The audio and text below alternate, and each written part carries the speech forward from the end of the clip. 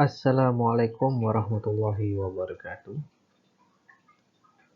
Hari ini saya akan membentangkan teori komunikasi subjek SCCA 1023 dan teori yang dipilih adalah teori kognitif disonan. Disediakan untuk pensyarah Tuan Syekh Muhammad Alwi bin Syekh Abdul Qadir Al-Firdaus, dan izinkan saya untuk mengenalkan diri. Nama saya Muhammad Khairi bin Muhammad Zain, nombor matrik 276598. Pengenalan untuk teori disonansi kognitif. Disonansi kognitif berlaku ketika seseorang itu memegang kepercayaan, idea atau nilai yang bertentangan, dan biasanya dialami sebagai tekanan psikologi ketika mereka mengambil bahagian dalam tindakan yang bertentangan dengan satu atau lebih daripadanya.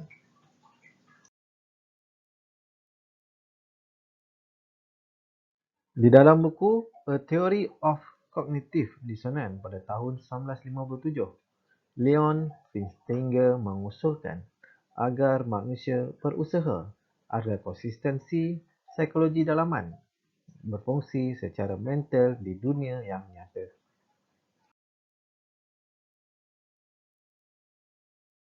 Leon Festinger berpendapat bahawa beberapa orang pasti akan menyelesaikan pencanggahan pendapat dengan membuta-tuli apa sahaja yang ingin mereka percayai. Seseorang yang mengalami ketidakkonsistenan dalaman cenderung menjadi tidak selesa secara psikologi dan termotivasi untuk mengurangkan ketidaksesuaian kognitif. Mereka cenderung membuat perubahan untuk membenarkan tingkah laku stres, baik dengan menambahkan bahagian baru pada kognisi yang menyebabkan ketidakseimbangan psikologi, iaitu rasionalisasi, atau dengan mengelakkan keadaan dan maklumat yang bertentangan yang cenderung meningkatkan besarnya disonansi kognitif, iaitu bias pengesahan.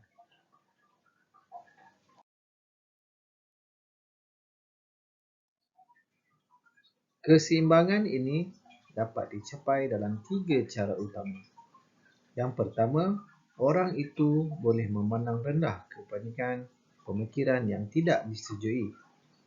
Yang kedua, orang itu mungkin berusaha mengatasi pemikiran yang tidak sesuai dengan pemikiran konsonan. Dan yang ketiga, orang itu dapat memasukkan pemikiran yang tidak sesuai ke dalam sistem kepercayaan mereka sekarang.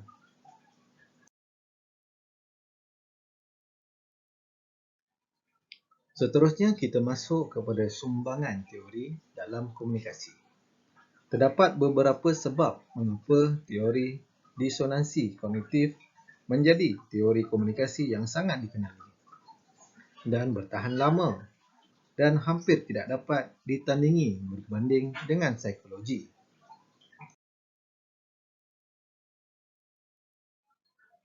Teori kognitif kebanyakannya digunakan sebagai tafsiran untuk korelasi yang diperoleh. Contoh biasa adalah masih ada hubungan antara pilihan politik pembaca dan bias editorial akhbar yang digunakan oleh mereka. Terdapat juga beberapa kajian eksperimental dan kuasi awal dalam komunikasi. Ini dirujuk kepada Atkins pada tahun 1971. Misalnya, menghasilkan 8 halaman depan yang berbeza untuk sesebuah akhbar universiti yang hanya berbeza dari segi susun atur dan tajuk utama artikel.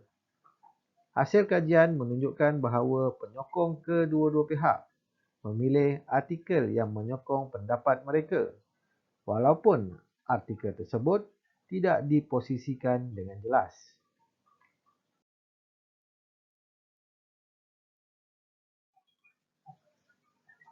Seterusnya, kerelevanan teori disonansi kognitif.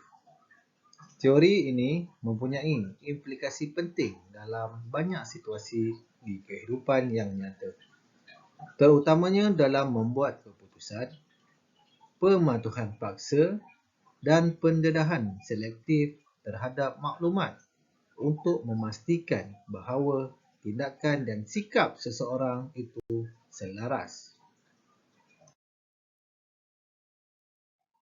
Kesimpulannya, teori disonansi kognitif adalah teori lama dan terhormat, tetapi pada masa yang sama masih dalam pembinaan.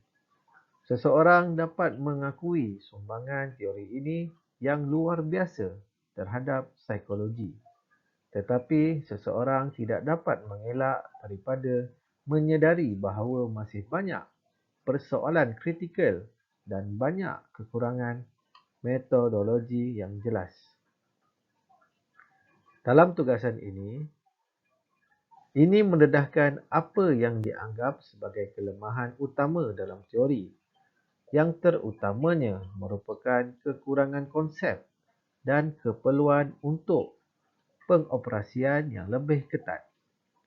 Oleh kerana pemahaman yang lebih baik mengenai kekurangan metodologi adalah penting untuk memajukan teoris pada masa depan dan mencadangkan beberapa cara untuk mengatasi kekurangan ini.